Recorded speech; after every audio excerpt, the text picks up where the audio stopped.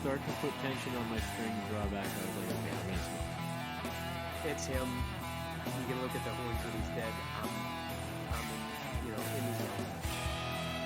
Let the arrow go. Just perfect. When they lose their front shoulders, you start, that's how you know they're smoking. Went about 5-10 more yards. He probably went 20 yards total. Tipped over, tried getting back up. I saw him pull up. We rushed 40 years rods that night. We got like 156 and something like that. And then the next day we came out to 163 even. You're listening to the White Cat Outdoors podcast, bringing you to the table where we talk about the outdoors. I almost forgot to start talking. We were having a conversation beforehand, and I was like, well, what are you going to say now, Nick? But I guess I'll just get right into it. If you want to do that. White Cat Outdoors podcast. What's going on, everybody? Another installment. Yes, another installment. I don't even know where we're at now. It's just been so many. Oh, speaking I have a small announcement. You have to housekeep. Yeah. Is this what I texted you about earlier? Yes. Okay. I thought that's what this was. I want to bring this up real quick. In the past, we've referenced older episodes. We've talked about the original episode, who is the white cat, and I made a big oops. Yeah, you did. I noticed today, and none of you caught it. So not to point any fingers. Yeah, not to point any fingers, but this is your fault. Nobody caught this, so I felt pretty good that I got it all under control. But our RSS feed, which is basically just like our permission or rights to post this podcast for your beautiful ears every single week, had a limit on it, and it was 100 episodes. So the first 68 episodes, you guys couldn't even hear anymore. There's some good content in that first 68. Great. And I was like, no, can't have that. So I got it all fixed up. By the time you guys are hearing this podcast, you should be able to go way back. Past 69 if you want. Check out Who is the White Cat. Yeah. Or any episode. Yeah. Probably. I mean, if you're like a loyal listener, feel free to go check out Who is the White Cat. The story's good, meaning's good, the audio is just not great. It was recorded in a barn, and it sounds like it was recorded in a barn. Check that out. We just basically what I just did for you was unlocked 68 bonus episodes. If you've joined us in the last 100, boom, 68. I don't know how that. Tom's our math guy. I'm not really sure how it adds up, but basically every week we post an episode, it was deleting one off the back end. Mm-hmm. It'd be the front end. We're on the back end. I mean, it depends on how you look at it. Yeah. Are we on the leading edge because we're moving forward, or yeah, is I the would front say end we're on the beginning? forefront. Leave it in the comments. Thanks, Tom. So now, but yeah, this just goes back to how Nick says that we don't know what the hell we're doing with podcasting. This is one of the examples. I'll be honest. You know how I fixed it, or how I learned how to fix it? How did you learn how to fix it? Google.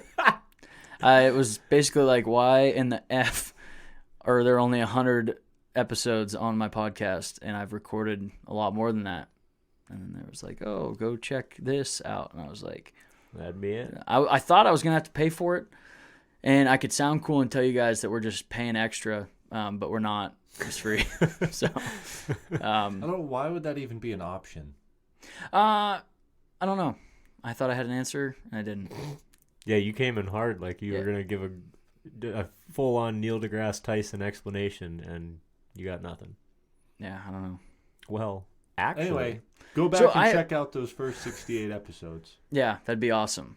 This is going to be totally flying from the seat of my pants here, but I know us three are big with college wrestling and stuff, and that's this weekend. This is not typically what we talk about, but I'm just curious what your guys' thoughts are on for the tournament. Any predictions for like big upsets or anything like that? Just to spice things up, change things up a little bit here on the podcast. I'll start since I kind of sprung that on you guys. Yeah. One big thing is we have a local guy. Ethan Laird, Natty champ. Yeah. Ethan Laird's a local guy. We graduated high school with him, wrestled with him from the time we were 4 years old. He is going for the national title at 197 pounds. He's ranked 4th in the country right now. He's only lost 1 match this year. He's beat the number one Yeah, guy. he's not the number one Yeah, guy he at the beat the time. returning national champ. Yes. The defending national champ. He beat him in a big way. You know, like it blew up in the wrestling community. It was all over social media. So I'm pulling for an upset. That's really not an upset. Yeah, though. 4 seed winning it. Technically, it's an upset. It's a true underdog story. I mean, from what we've never had this caliber wrestler come out of General McLean. Yeah. I've been saying it for a little while, but Ethan Laird is definitely the best wrestler to come out of our school. No doubt. 100%. And I've heard a couple of people say, "Oh, if he wins, it's definitely 100." I'm like, it's already It's definite. already not even. He's a close. 4-time national qualifier at the Division I level. That is the Nationals is like making it to the Super Bowl. Yeah. It's not even the playoffs. Like the playoffs are the qualifier to get into the national tournament. The national tournament is like the Super Bowl match. Yeah. Or the Daytona 500. Like it's the big dogs. Yeah. So he's been there 4 times. So that's my biggest hopes for the weekend. But I also am excited to see a potential of 2 4-time national champs crowned this year. That would be wild. So There's never been 2 in 1 year. no, there has I think never there's been what, 5 total? 4. 4 total. You have there's Cale one guy I always Sanderson. miss. It's Cale Sanderson, Logan Stieber, Kyle Dake, and there's one more Smith guy. is his last name. I can't remember. Pat Smith. I can't remember what his first name is. I always forget that. He's fourth- the he the just first, he's he was the most first recent guy that did, No, Cale wasn't the first one. A guy did it before Cale, but he didn't do it consecutively. He won then 3, skipped a year, then 1.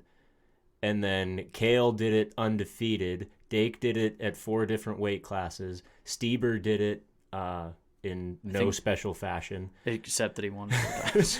And then I can't remember the last guy. Oh well, leave it in the comments if you guys know. yeah. Tom, do you have any prediction? I've just been super excited about this tournament. No, I'm super excited about it too. It's not really a upset, but if I was a betting man, I would put. Are you allowed to bet on college sports? Is that a thing?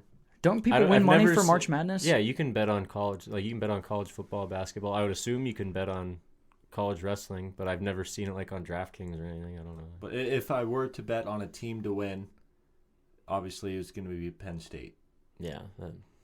They're bringing. But the only thing is they only have 9 guys in the tournament. Yeah, but they're pretty good. I would They say just even turn with up- 9, they could do it.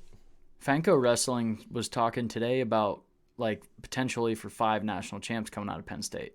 I could see it.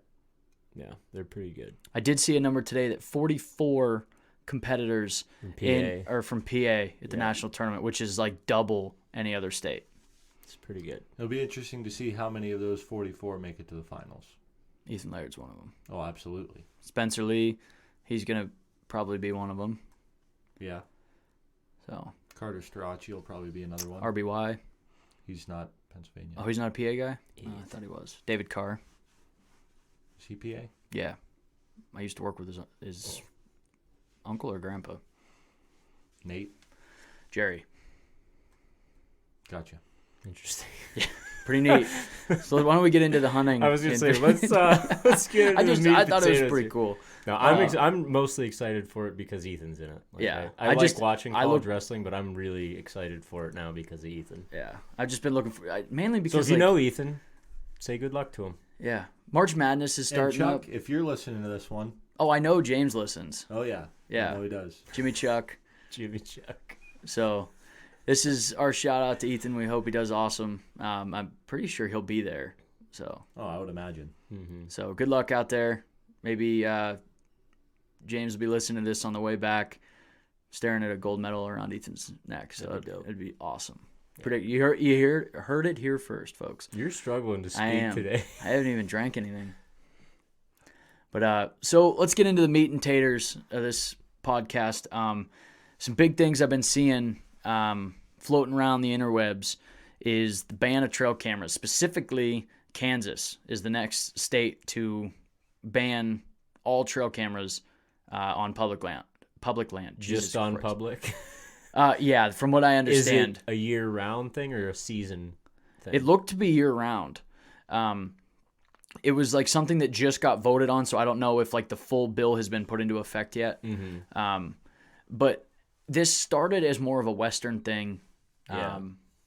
That it was more to prevent, I guess, so what happened was in the past few years, there's been a serious drought in the West, and it's condensed herds to smaller areas, watering holes and stuff, and they didn't want to put any extra stress on the animals by humans coming in all the time, checking these cameras over these watering holes and that sort of thing. And also, and something that I do kind of believe in, which I want to get into what our beliefs and everything on it, is I think that we are flirting with a fine line of fair chase with the technology and the way it's moving. So it's something I fall right down the middle on how, like, what I feel about like banning trail cameras or cell cameras specifically. But I guess what I wanted to talk about tonight was our thoughts on banning trail cameras, kind of get our opinions. I'm going to play devil's advocate to try and get some conversation because, like I said, I do fall 50-50. I wouldn't be upset either way. So I'm going to play a little devil's advocate just to kind of get some conversation stirring. But then in the event that they were banned, how much would our approach to the fall change? So I guess, Tom, I'll start with you just because you're right in front of me here. What are your thoughts on trail camera bans, specifically trail cameras with like that send pictures instantly, and even new cameras that are coming out at ATA this year that have live feeds and 360 mobility? So I am not against trail cameras. I think trail cameras, in a way, have helped the quality of deer that people are shooting. So if you have, you got a couple cameras out on your property and you're seeing, a really big 140-inch 10-point. When you're out on stand, you might think twice about shooting that 2.5-year-old 8-point if you know what else is out there. But couldn't you get that intel from scouting and checking fields, at night spotting or, just time in the timber before season? Well, you can't spot during season sometimes. But during the summer, you could locate, like if you have a trail camera out and you were getting pictures of him in September, couldn't you potentially locate that buck spotting or scouting? If you had the luxury of a field next to your property, but what if you're completely wooded? Yeah. What if you were down in the Allegheny National Forest where you're scouting in the summertime or shed hunting? Well, how often, since we have cameras, how often do bucks show up during rut that you've never seen before? Even if you don't get them on camera, how often do bucks die? Yeah. That you have never seen before, and people are like, and even your neighbors were all like, I've never seen that buck before. He just showed up out of the blue. So spotting in the summertime. I have noticed when you do kill, they always know about a bigger one, though. That's a fact. That's always. But if you can't spot during season or you don't see that buck during your regular scouting, deer moving in, you don't know what's always there. And not that you have to know what's always there, but. So do you think that you're gaining an unfair advantage by pictures being done with my point yet. And you brought up spotting and scouting. I've done a lot of scouting, and most of my scouting, or a lot of scouting, is done late winter when bucks don't have antlers, or early summer when you don't know what their full potential is. And when, I don't know about you guys, but when I'm scouting, I'm not looking for a specific deer. I'm looking for deer sign to tell me deer are using this area.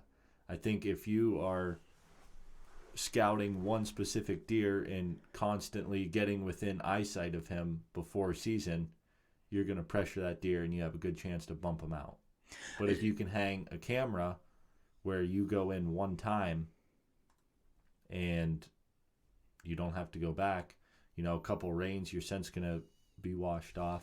Yeah, but you don't necessarily need to put eyes on a specific deer to know that there's a big deer in the woods.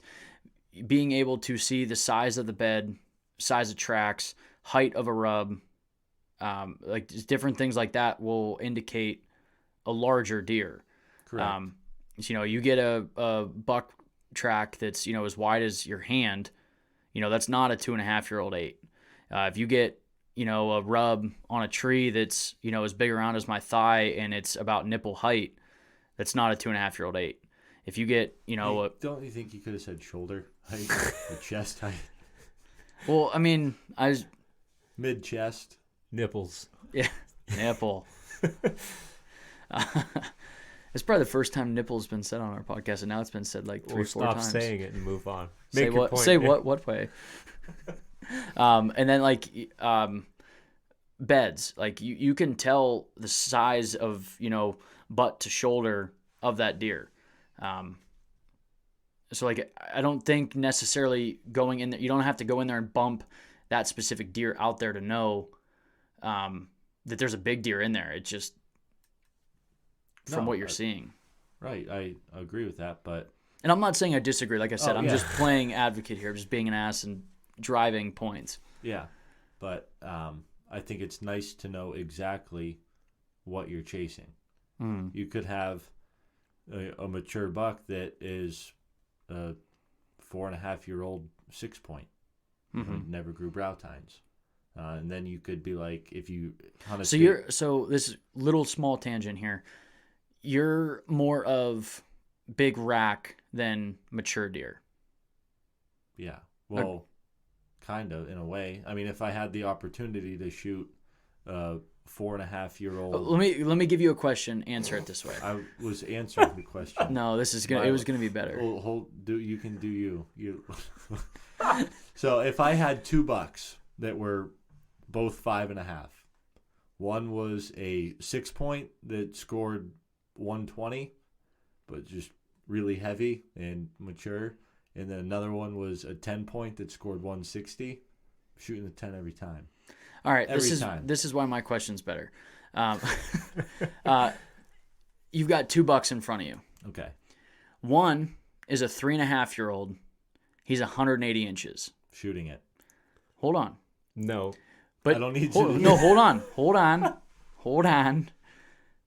The next one is a 6.5-year-old solid 160. 180. 180. So I already you're even shot a 130 yet. okay, that's what I'm getting at. I'm not saying I disagree with you. So you were more interested in the size of the rack than maturity. And I think That might change once I start stacking up 3.5-year-old 180s. okay, so what you're And getting it's at different somewhere else in the country. You can't say that here. Because I'm if not you saying let, here. He could be in Illinois and I'm that saying happens. here. This is where we live. If you are in Pennsylvania, Northwest Pennsylvania, looking at a 180-inch 3.5-year-old and 160, you're not going to be like, oh, I'll let him move All right. till next year because he could be a 200. Let's put it this way. You've got, in Pennsylvania, you have done extraordinarily well. You've got 10 bucks over 130. I shoot the 180. You've got one that flirts with 150. Okay. 180, Tom. Why you even let Now, him finish? no, 2 different bucks now. Those ones are dead. You already passed on those. So you've got 10 over 130, one flirting with 150. So now you're experienced. You said, it would maybe change as you got older. You're still hunting PA, and you get a buck in front of you, and he's 3.5, 140. I did it backwards. You're doing 150. He's another 150. But then right behind him, also in bow range, you have a buck that's 6.5, so more mature, but he's only a 140. So more mature, smaller rack, but it's only within 10 inches. I would probably shoot the older one.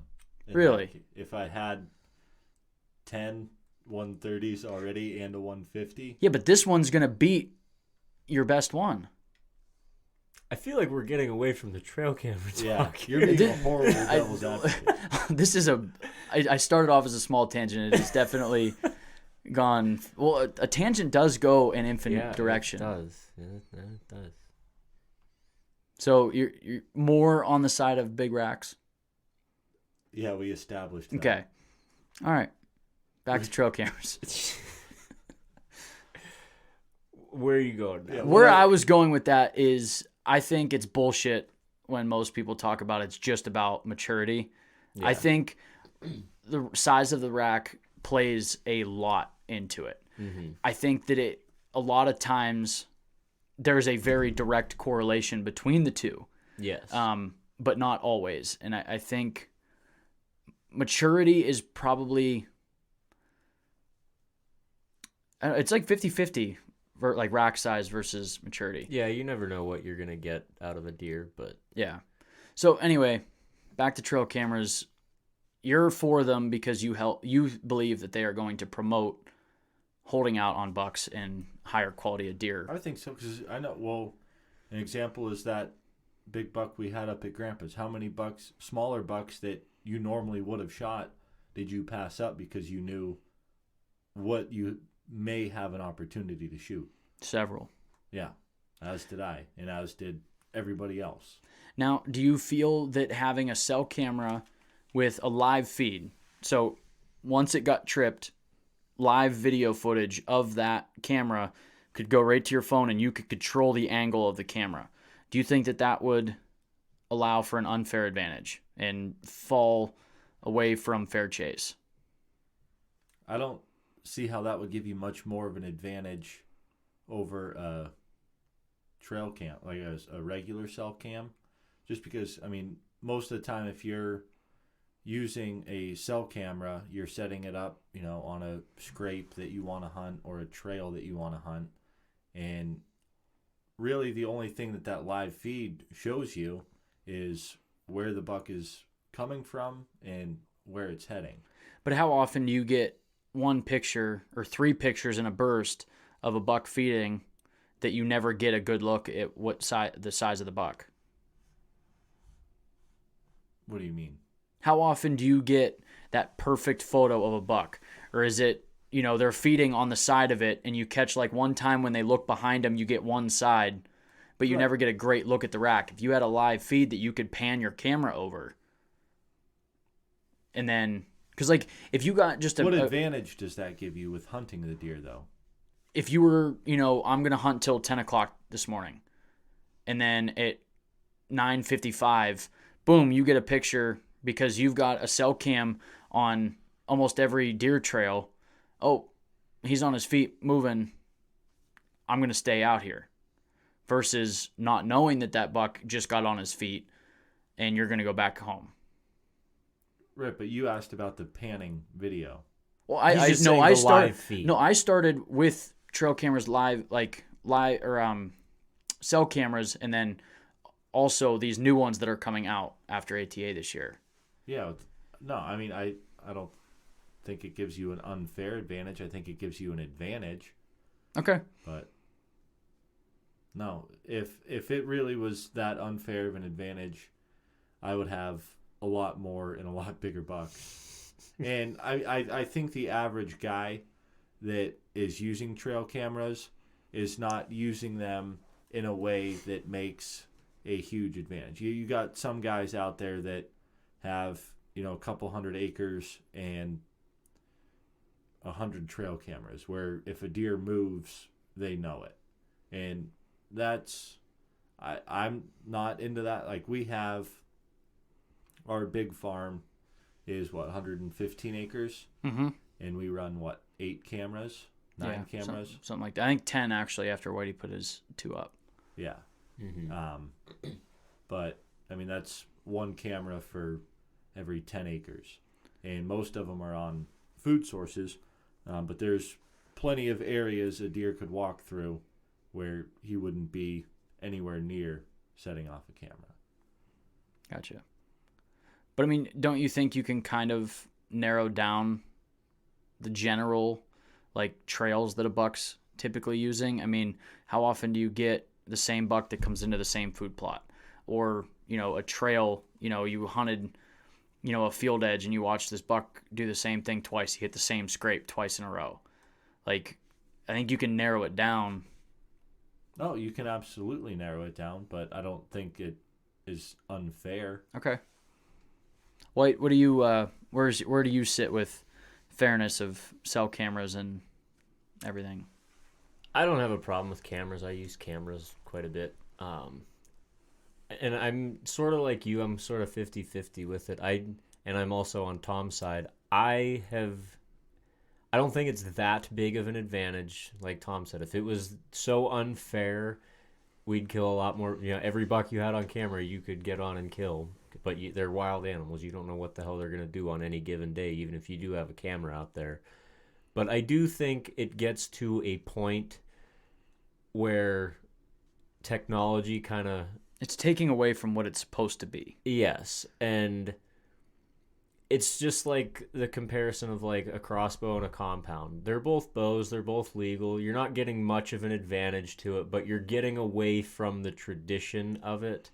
And that's the thing, because your compound... Yes, it's a bow, but you're getting away from traditional a recurve. Yeah, and a recurve's getting away from a longbow. Yeah, you talk to the old timers, people now that are saying, "Oh, crossbow, that's not archery hunting." Well, there was people saying the same exact thing when people switched from recurves to compounds. Mm-hmm.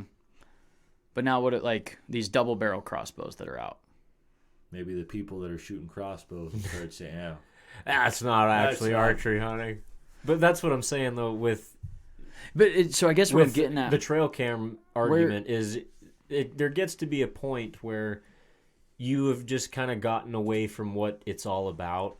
And where's the line, though? And it's a tough thing to say where the line is. In my opinion, I think a live feed is excessive. I don't think you need that. I think that is too much for me. I also agree that that's across the line. Yeah. But like Tom said, the way most people use that stuff, they're not like sitting over here and then they get this live feed, then they're going to go move over here and cut off or whatever, or they get pictures from their cell cam and they put one camera out or two cameras out, or even, like you said, if you have one camera for every 20 acres, you're not gaining much of an advantage. Mm-hmm. But most of the trail cam users are people like us that put the cameras out there to kind of get an inventory of what they have, so they can know, okay, this is kind of, the caliber of buck we're shooting for. This is how many does we need to take off the farm.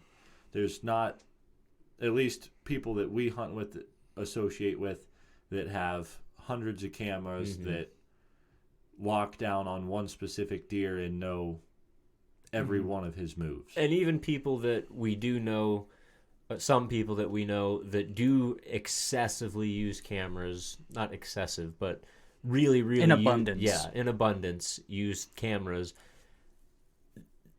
I would say that the majority of their kills aren't because of the camera. I know I have never personally killed a buck that I can say it's because I had this picture.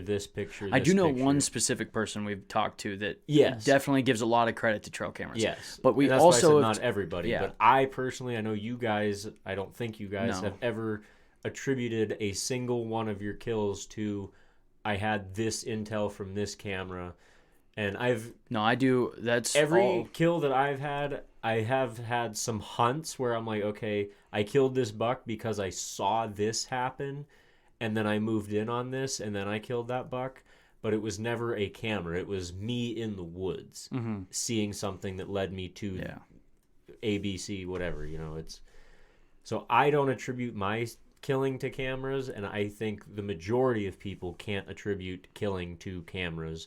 So I think that outlawing cameras completely is excessive, and I don't think it's necessary. But I think there's certain... the technology, just the progression of technology, is getting and will continue to get more and more excessive, and I guess if you don't draw a line now, where do you do it? Yeah, and I suppose it's tough to really draw a line and say you can use this type of camera but not that type of camera. You can, but if I were to draw a line, I would draw the line at the regular cell camera that takes a photo, sends it to your phone, or takes a... Instantly, or do you think because you're not using it to benefit like in live time, what if the only legal way to use cell cameras that you got a bundle of photos at 9:00 at night. Or Every go night. out and check them. Yeah, or go out and check. Like, so instead of getting, the notification on your phone the second it happens, once a day, you get all the photos for the day. It still has your timestamps, but you're not getting it in real time to where you could be in the woods hunting and seeing what may be approaching. Or say you've got, a dozen cameras out and you have patterned everything to where you know that when a buck is on this camera, 80% of the time he ends up in this food plot, within 45 minutes. Does that give you the advantage to make a move over to that food plot because you weren't there earlier? Like, every time I get this buck on camera, in 45 minutes, he's over at that food plot. I better get down and get over there. Well, again, I you can't have really speak on that because that's not. Would you say that that's unfair to do that? I don't think getting real-time photos is unfair. See, I disagree with that part personally. Like, I do believe that, like, being able to do something like that is unfair. Yeah. Like, I would be totally fine in maybe even for a ban on getting photos in real time. But you can't really police that. You'd have to. It would have to be a software thing with the cameras to where that they don't have the ability to send them right away. But I think what if the time you get your pictures is 5:00? It would have to be like you the get software. that bundle of pictures is 5:00, and at 4:30 there's a buck right there, and you can make a move on it. Well, it would have to be like a software thing where it like you're it's just splitting hairs. You can't make it that refined. You could. I think no, you can't. If you made it so like it was like the pictures only sent at 8:00 at night, you're never legally hunting at 8:00 at night. California, they are. Alaska. So it would be like a sunset. Like, I guess that would be a difficult thing to do. If you program it to send at 5:00 or 8:00, I mean, if that's the program and you're here, unless it changed with the time zones, which I guess it could. You're getting way too excessive. Yeah, I think the line should, or not should be, but if someone said, Tom, you got to draw the line, where are you putting it? It would be in between the regular Tacticam that takes a photo, sends it to your phone, or takes a 10-second video, send it to your phone, and in between that and the one that you get a notification when the video starts and you can watch it and angle it. I think that's if I had to draw a line with what is available now, same thing.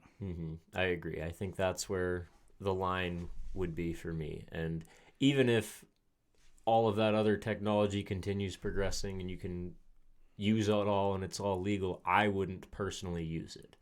And we've talked about it a lot on here, like what are your personal goals and what do you want out of hunting?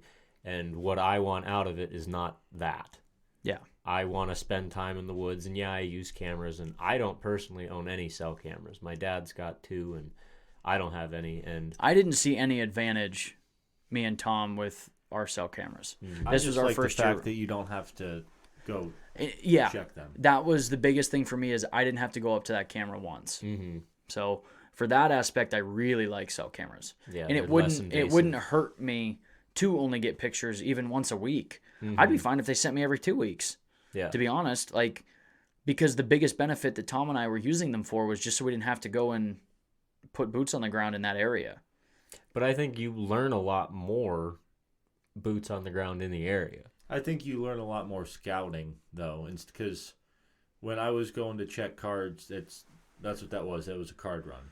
A lot of times I was on a side-by-side, drove right up to the camera. I guess that's different for me. I don't check like up in New York when we all go out, but like my cameras that I run on my properties that I hunt, I don't just run out and grab cameras. I take my time slow. I'm basically like still hunting my way through and scouting from camera to camera and observing different things, and I don't take the same straight path to a camera every time. I'll go this way one time, this way another time, and checking cameras for me is, I do it every couple Sundays, and I spend Sunday out in the woods just checking cameras. It takes me several hours. It's not a quick run so I can get back home and check cameras. It's more of a scouting run for me, and the cameras are a bonus to it. Gotcha. So the next thing I wanted to, next question on like the cameras and everything, and this has already been done. So you guys are both aware that a world record buck is a life-changing thing. Oh, no doubt. Not just in the fact that you killed the biggest buck, but financially you were set for life, or at least for the duration of that buck being a world-class buck. Yeah. Having the world record allows you to pretty much quit your day job, and you can fund yourself from that. Yeah. Now, Boone and Crockett, if you use a camera that sends you same-day photos, like a cell camera, we'll just call them cell cameras to get, to keep it basic, it disqualifies you. I'm fine with that. I don't think that's that ridiculous. So you're fine with it What being... are you asking? If I'm okay with Yeah, it? are you okay with that? And if you got a picture in the summertime of a potential world record, would you drop using your cell cameras? No. So I guess it's more important for you to, and like I said, we haven't said it makes a huge advantage, but it's more important to you to get that buck than to be crowned with the world record, is I guess where you're at. I thought you were asking about Boone and Crockett. Yeah. So it It's wouldn't a Boone be and Crockett record. Yeah, it wouldn't be recognized as a world record. Unless By Boone and Crockett. Which that's You're not Guinness gonna Book. You're not Yeah. going to get a world record SCI buck unless you're in a fence because they're 500 inches. Yeah, we're talking a world record buck. Boone and Crockett is life changing financially. Is it like one? Are you okay with the idea that you can't use cell cameras to kill that buck for it to be legitimate in their eyes? And would you drop using a cell camera? Yeah, I'm fine with them doing that, making it so you can't use it to get recognized by Boone and Crockett. Main reason being because most new bows that come out today do not qualify for Boone and Crockett. Or I'm sorry, Pope and Young. Mm-hmm. It's got to be what, 70%? I believe 70%. 70% let off, and most bows are 80%. Yeah. So that would disqualify me right there. So if you got pictures of a buck that you believed could be a Boone and Crockett world record, would you hunt the way you're hunting now, or would you get a 70% let off bow and drop all your cell cameras? Hunt the way I'm hunting now. Hunt the way you're hunting now, not worry about the... Or wait till gun season. Shoot him with a rifle. Then So, but would you be willing to drop Well, how your... does that work? Does it have to be... World record's world record. You can get a bow kill buck scored by Boone and Crockett. Boone and Crockett will score bow and gun. Pope and Young only scores bow. But for Boone and Crockett, can you shoot a buck with a bow with 80% Yes. or more let off? Yeah, so I guess that really doesn't matter. Yeah, so for Pope and Young, it's different than Boone and Crockett. So Boone and Crockett, yeah, you could use your current bow. But what I'm getting at is, would you be willing to drop your cell cameras for the year to kill that buck and be recognized as the world record buck and financially support yourself off of that deer? Just or would cell you, cameras? just the cell cameras? Yeah, to, I would probably. Because you can use regular cameras. Yeah, you can use regular cameras, and you could use your 80% let off bow or a rifle. Yeah, I would do that. Yeah. If I had a 300 and some inch buck walking around. Yeah. Okay, that's and I think I would probably too, because I haven't seen a trail camera give me that advantage yet. I would probably use my cameras up until about a day before the season, pull them, and hunt my ass off. And just because, like I said, it's never.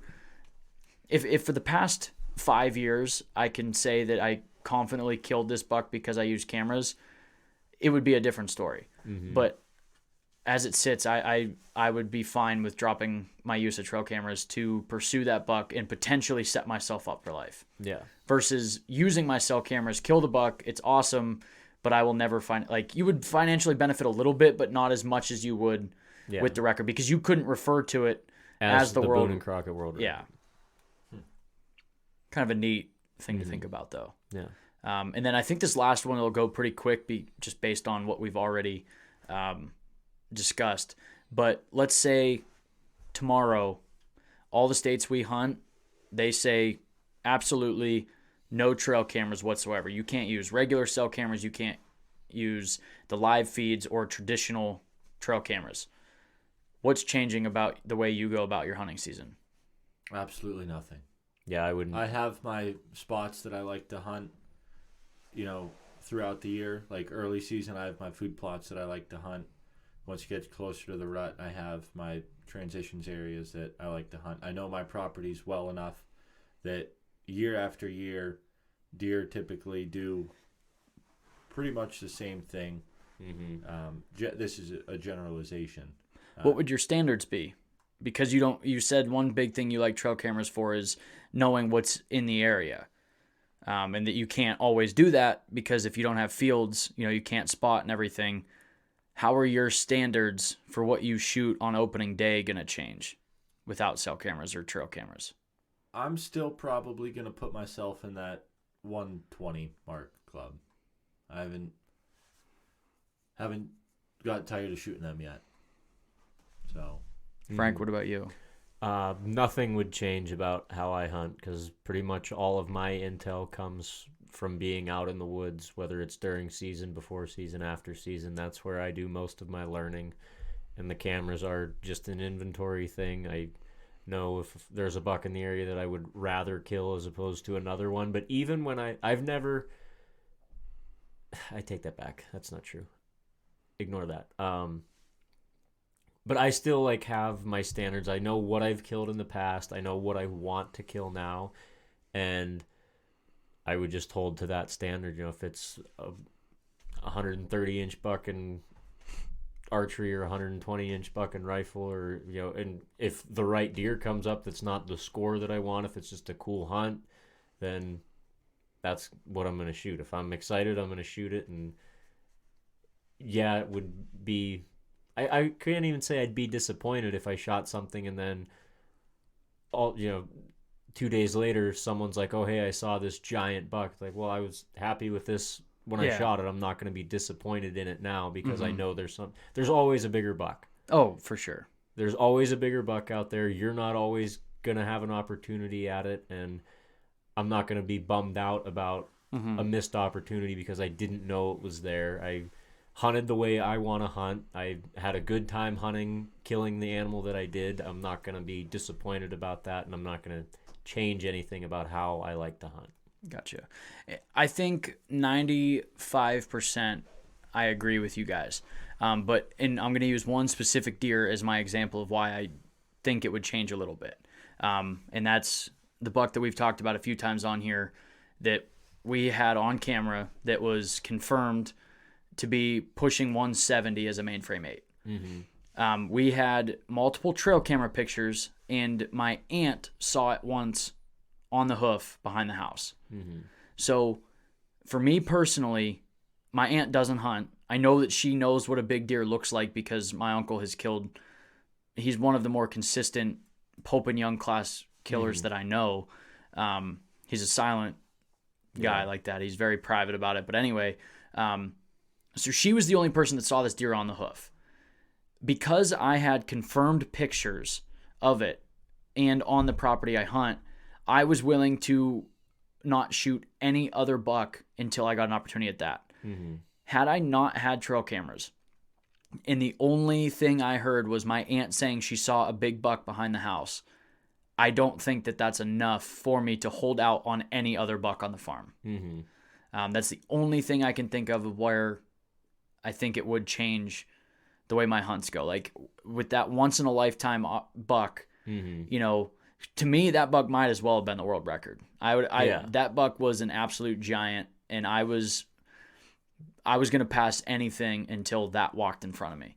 And I don't think I would have had that mentality without hard evidence in front of me. And I don't know if Tom, if you agree with that, or if you would use one person's sighting the same as a picture. No, I definitely wouldn't, unless it was my own visual sighting. Yeah. Like if I saw it spawning, then I might change. Yeah. But like if you heard one person say, "Hey, Tom, I saw a giant, on the property you hunt," is that enough for you to just cancel out on everything else? No. That's You don't know what that giant It looks depends like. on who it is. that too. If you guys said it, or my dad said like there's a 170, I'd be like, okay, then that's the buck I'm hunting. But I still feel like without seeing it with your own eyes, it's very tough to really commit to a deer like that. if it's someone that I trust, like if you saw it, I would say, yeah, Okay, I it's trust. as I good as a trust picture. you enough. You know that I know what a big deer is. Yeah, I don't have any hanging on the wall, but I've seen enough. Yeah. Yeah. I trust you enough that if you say there's a giant out there, I know that's a buck that I really, really want to kill. Yeah, that's a good point. I think it depends on who it's coming from, and nothing against my aunt. She doesn't hunt. She doesn't hunt. She's seen big deer, but she doesn't hunt. Yeah, so I think it wouldn't be enough for me to totally if. Actually, this is a perfect example. Tom and I were hunting piece of property, and he saw a giant, is what Tom referred to it as. Tom and I didn't focus on any other area or other buck the rest of the week that we were there. Mm-hmm. Tom had full range to do what he wanted. I stayed to the outskirts of it because he found it. We're gonna go after it. But Tom's sight of it was enough for me to be like, okay, yes, there is a giant over there. Let's go after this. Mm-hmm. But so I totally agree with you that it would depends on who that information comes from. Yes. Is it enough for you? Like if you had a trusted person tell you, is it enough, or is it as valuable to you as a hard photo in front of you of it on the property? Yeah, if it's the right person. Any of them sitting at the table or no? Absolutely not. He's gonna keep his mouth shut on that one. Yeah. No, both of you guys. But that pretty much sums it up. I think it's interesting to see where this is going to be going. I think Kansas being a big whitetail state. Yeah. I don't want to say I'm afraid, but I'm anticipating a bit of a domino effect. Like, well, it's not even just a whitetail thing. Like Arizona's a big elk state, and they ban cameras. Yes, but I'm saying for us, that's going to affect us directly. Kansas being a big whitetail state. Yeah. It makes me wonder, I guess is probably the best way, if this is going to be a domino effect. So a big whitetail state banning trail cameras. Are we going to start seeing this in Iowa and Illinois and then, Ohio, Kentucky, I think what PA? it's really going to hurt is the outfitters. Because the outfitters, How often is it just a giant binder of trail camera pictures? Oh, yeah. The outfitters use trail cams well above and beyond what the average hunter uses. That's a good point. I didn't even think of that. Because they're selling a business with it. They're not just trying to kill a buck to hang on the wall. They're making a living off of it. Yeah, they know every buck that's on their farm. And over 50% of their album, at the trade shows is usually trail camera pictures. Mm-hmm. There's a few giants that they show killed, but a lot of it is just showing you what's on the farm. Yeah. So that's a good point. And I it's didn't going really to think. be tough too. How do you sell a hunt if you can't show them other what than you have dead deer? Yeah, because if a 180 got killed there last year, it's like, okay, well that was there last year. How do I know what else is there this year? Yeah, it's like without come pay $5,000 to hunt my farm for a week. We got some big bucks. Trust me, bro. Love to show you, but maybe that has something to do with why whitetail outfits have gotten so expensive. Like, flip it. Think about like when my dad and your dad and our grandpas couldn't prove with trail cameras, and you could go on a whitetail hunt in Illinois for what we do for our turkey hunts. Now I know inflation changes things, but now that you can guarantee what is on the property, prices have gone through the roof. It's commercialized. I wonder if things would die back down if you took. You don't think they would die back down with? I don't think so at all. Cameras? Nope. I don't know. Be interesting. I think it would if. This is totally unrelated to the trail camera thing, but if you got rid of social media in a way to make money, other like outfitters obviously would have to be able to make money, but TV shows, social media. Oh, I thought you were saying just trail camera pictures from Yes, outfitters. trail cam. This is another you're going- tangent. okay. I felt like we were pretty much had all agreed on that. In reference to prices being driven back down. Yeah. If you got rid of social media Yeah. and like hunting influencers Yes. and career podcasts that, you know, their only income is because of their hunting podcast. Mm-hmm. If you took all of the means to make money with hunting away, I feel like the prices of outfits and stuff would go down because if you think about it, some of the biggest TV shows are all done at outfits. You know, they need those outfitters, you know, to produce their shows and stuff. And I feel like a lot of, I guess I can't say everybody or even a lot, but it seems like because of social media, there's a ton of people that I believe are hunting for the wrong reasons. Yeah. They're trying to make money at it. And I can tell you right now, I've never made a dime from hunting. I lose money every single year. Yeah. And if that never changes, I'm never going to change the way I hunt. Like, Yeah. I mean, it's just the way we are. We grew up. It's like hunting is a part of us. Mm-hmm. And I feel like there's people that use it as a potential stream of income. Yeah. I mean, But- you could say that about us with the podcast, but Yeah, but we don't get any income from it. yeah, but we could. We just do it because we talk like this anyways and figure Yeah.